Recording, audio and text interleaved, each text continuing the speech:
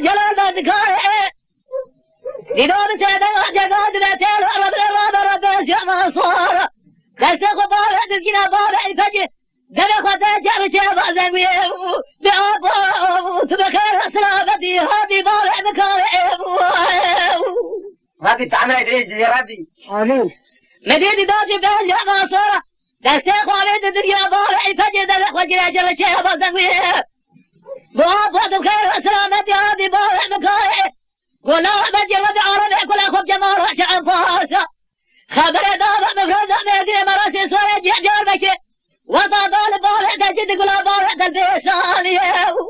خلقت يا مهدي جنازة بابع تبرز يا سلام خوي بابا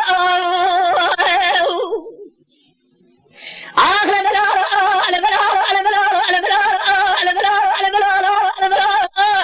على ملالة على ملالة أنا بخير سلامتي هذه بابع مكارم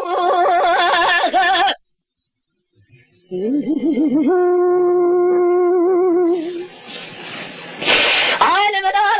على ملالة على ملالة على ملالة على ملالة على ملالة على ملالة لا دايع رب الرابع سراج تابع لقاضة بيدني لتياح سلام خواهي لكل هذا وقرا لقاضة لجيدك عسكري دولة أجرار جسيام سربر خمارة بسار سيقو بقالوا بساماتي قال ملارا حيفا منابي كشرا عليك حيفا متجل ما بابعي تجعرنا جري بسياسة دارة بك سياسة أبو قال ملارا وبيبجي كل أخوة جمارة سببا مدي سري بالعي تجل سري علي فقي سري بالعي سرسي ما بطارة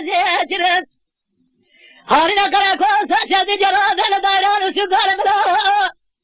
فلك مارا تملا بيقا بصاربو وزارا مارا بسار سيد قلادب